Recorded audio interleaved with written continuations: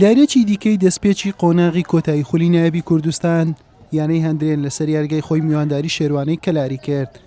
لانیوە یەکەم هەرزوو هەردوولا دەستیان بە ئاڵوگۆڕی هێرشەکان کرد، بەڵام هەندرێن باشتر دەردەکەوت و مەترسی زیاتر بوو. هەریەکە لە یاسر قاسم و هێمن نازم خەریک بوو گۆڕانکاری لە ئەنجامی یاریەکە بکەن. لانیوەی دووەم یاریەکە لەگەڵەوەی کۆنتڕۆڵی تۆپ زیاتر لای هەندرێن بوو، بەڵام هێرشە هەڵگەڕاوەکانی شێروانە مەترسیدار بوون.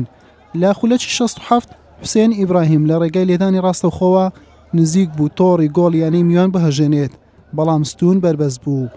نەریمان خدری گۆڵپارێزی هەندرێن بەردەوام بۆ وەڵامدانەوەی لێدانەکانی شێروانە لە ئامادە باشیدا بوو. عەلی کاکەمینە باشترین دەرفەتی لە پێش بوو یاریەکە لە بەرژەوەندی شێروانە بە کۆتا بهێنێت، بەڵام لە دەستیدا و یاریەکە بەبێ گۆڵ بە کۆتا هات.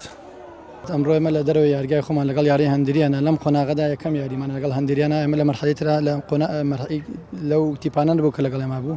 عادەتەن یەکەم یاری نەختێ زەحمەتە لە دەرەوەی یاریگای خۆت بێت، بەڵام سواز بخوا هەردوو گێمەکە ئاستێکی باشمانوان، بەڵام لە گێمی دووەمە ئێمە نەختێک لە ڕووی هەجەماتەوە باڵا دەستتر بووین، بەتایبەت لە دقەی خولەکی 85 مانتوانی گۆڵی بردنەوە بکەین لە ئەنفرادا، بەڵام بەهەرحاڵ لە دەرەوەی یاریگای خۆت بتوانی خاڵی وەرگریت خراپ نییە. وەڵای لە وەکو ئاست ئێمە باش نەبوون، بەڵام چ بکەن تۆپی پێ هەروایە و دەستخۆشی لە هەموو یاریزانەکان دەکەم ئینشاڵڵا لۆدا یاریەکانی داهاتوو باشتر دەبن.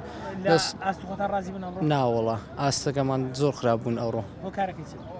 وەڵای نازانم هۆکارەکەی چییە، هەر لەوانەیە لەبەرەوە بیچکە نازانم لەبەرەوە قۆناغی دووەم کە یانەی شێروانە کوبرێ لۆ ئێمە نوێ بوو، یاریەکەمان نەبینی بوو، ئۆکوبرێ لاعیبەکان نازانم وەکو ئاست باش نەبوون، دەستخۆشیان لێ دەکەم لە یانەی شێروانەش دەکەم.